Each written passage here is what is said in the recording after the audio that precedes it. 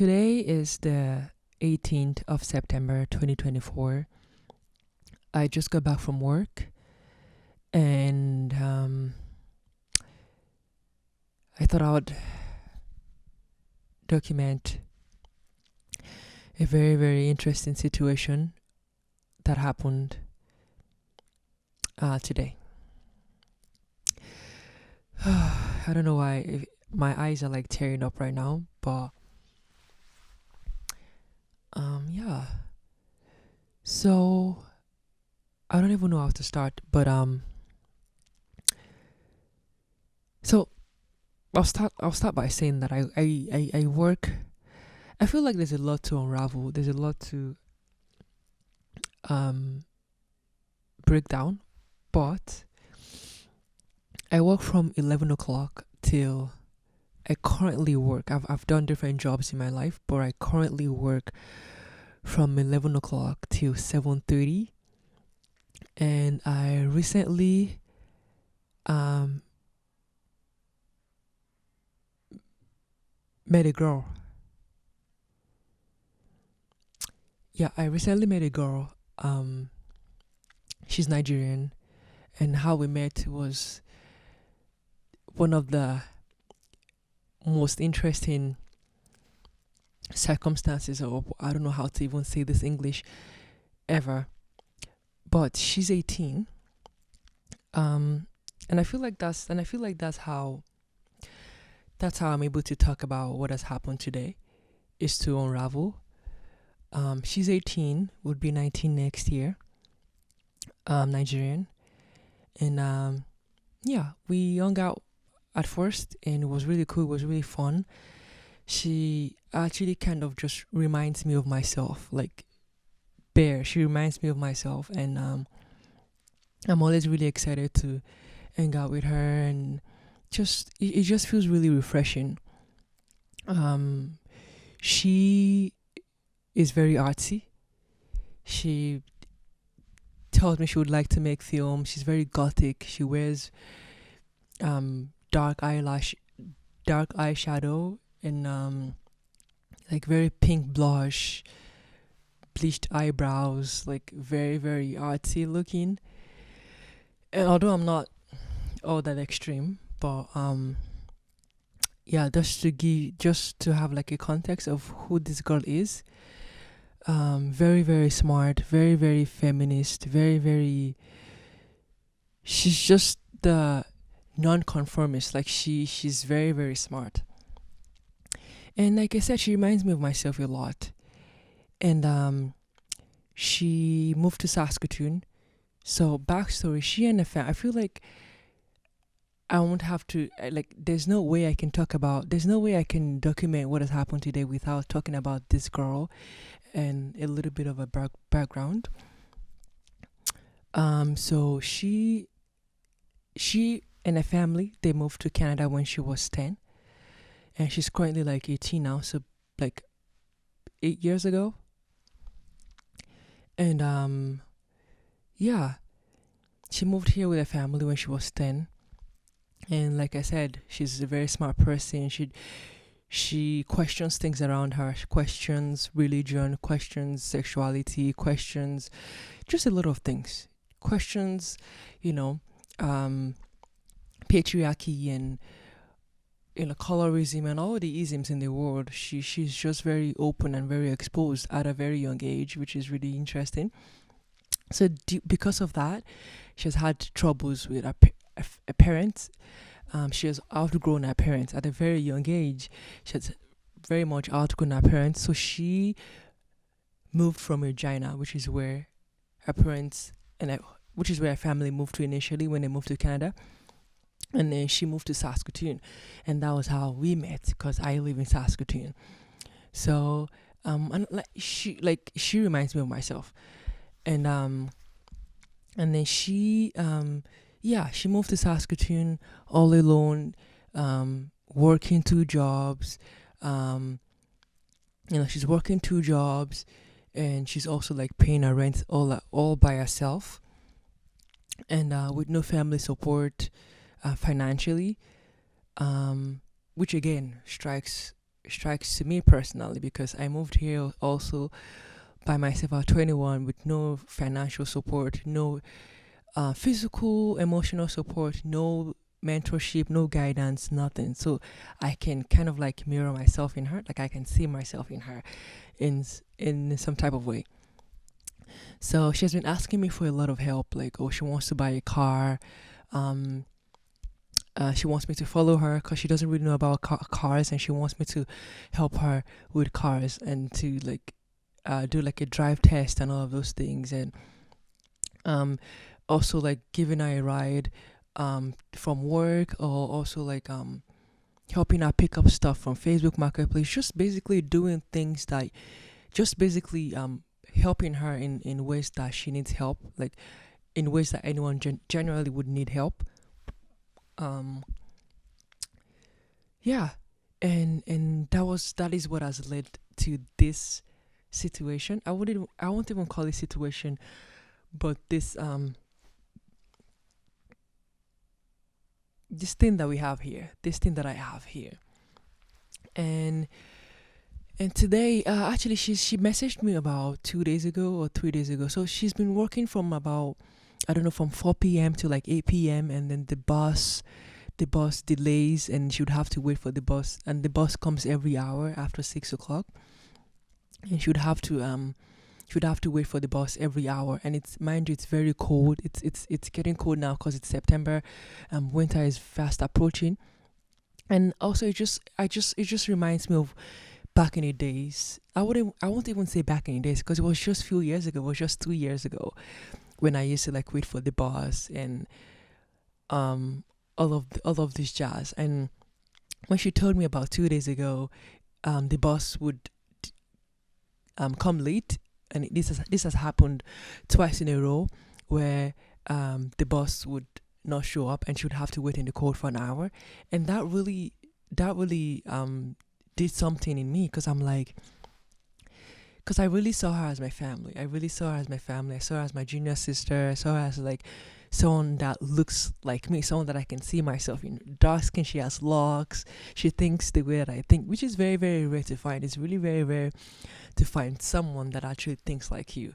And I just felt for her, and I just couldn't watch to stand her catch the bus, or having to like wait for the bus an hour. So today I told her, I was like, you know what, I'm going to pick you up. So mind you, I work from 11 o'clock to 7:30, and she worked from 4 o'clock at that job, from 4 o'clock to 8 o'clock. And I was like, you know what, I'm going to pick you up. And that was how everything happened on my end, actually. So yeah, on my way to pick her up, I started crying. I started crying so much because I got really, really triggered. I really got really, really triggered, because I felt like I just couldn't do it all. As much as I wanted to be there for this little girl, like I said, because I'm 6 years older than her, as much as I want to be there for this little girl, I just can't. I just really can't, because um I realized that like she's been going through a lot of things, moving into a new city all alone, trying to catch the bus late at night, and having to wait for the bus. And these are things that I've also gone through. And when I went through these things, less I had less than she currently has.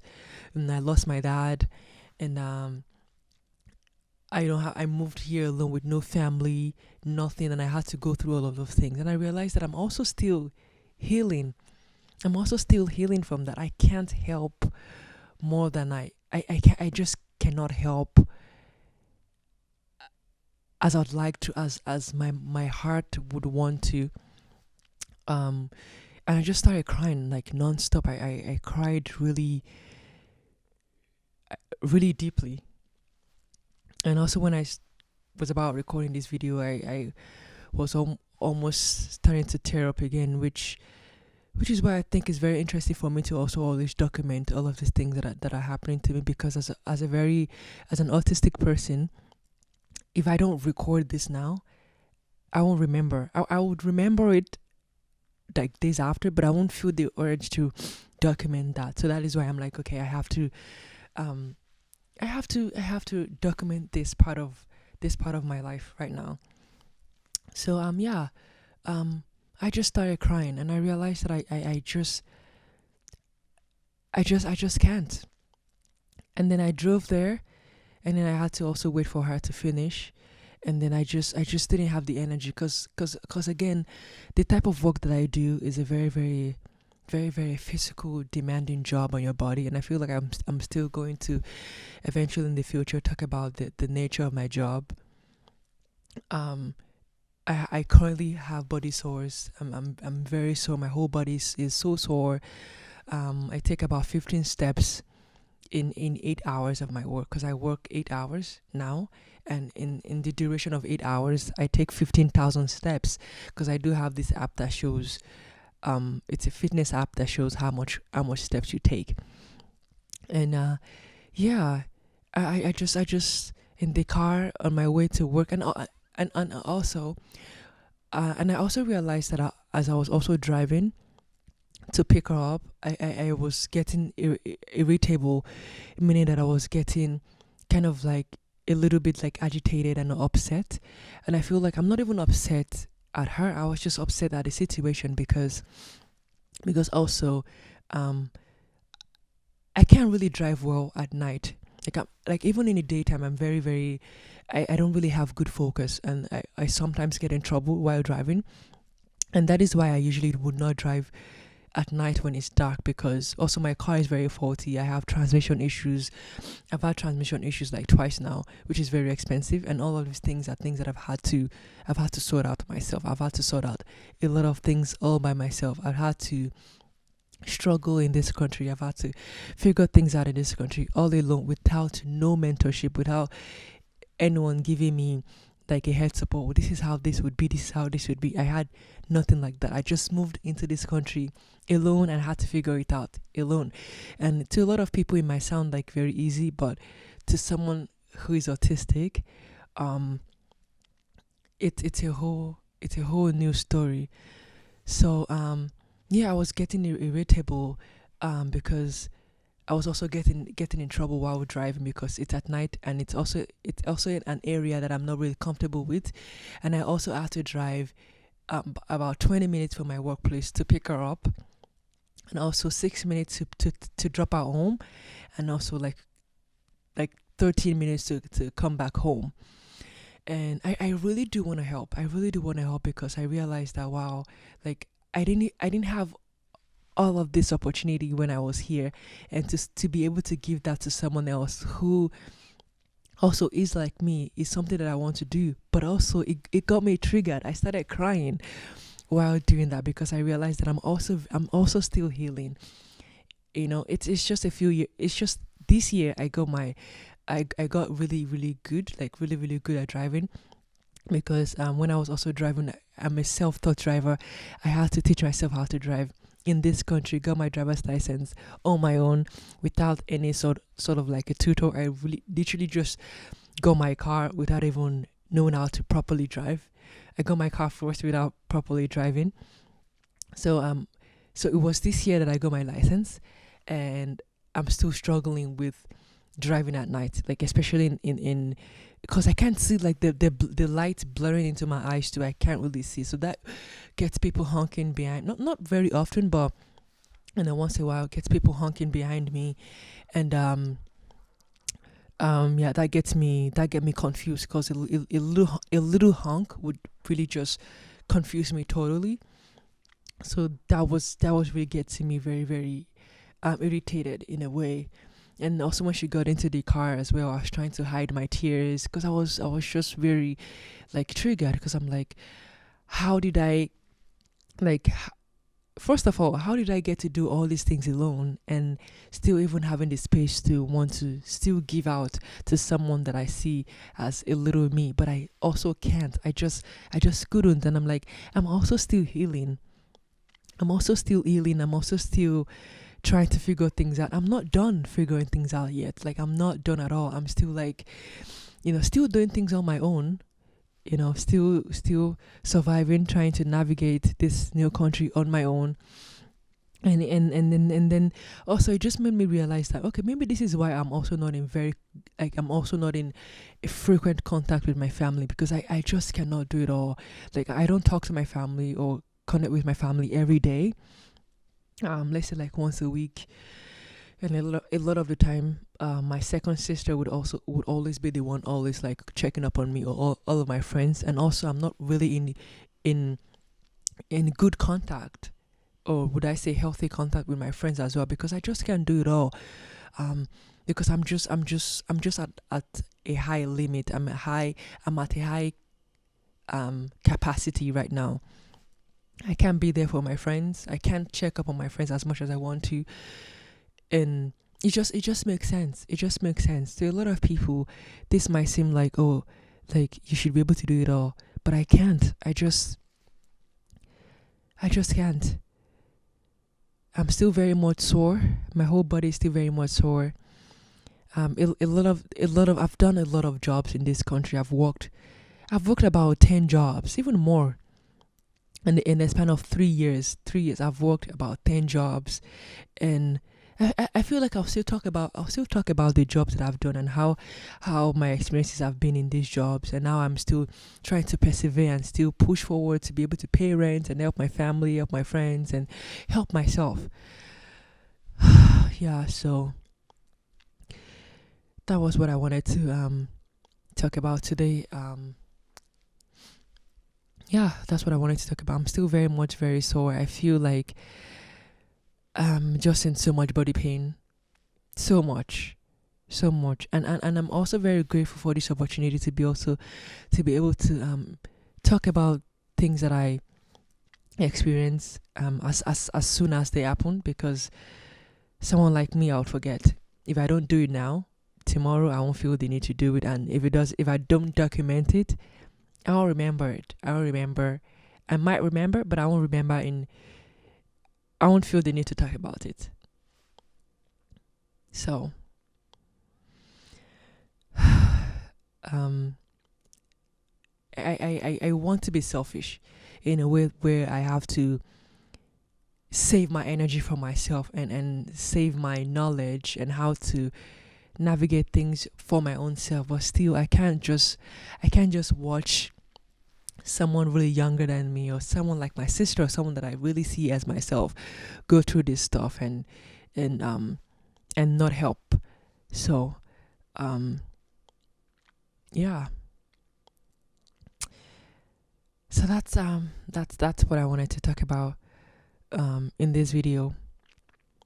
So it's currently 20:59, which is basically almost 9 p.m. Regina time, September 18th. And yeah, I'll just go take a shower, and hopefully find something to eat, and yeah. I don't even know that I don't think there's anything that I usually find interesting to do after work. So,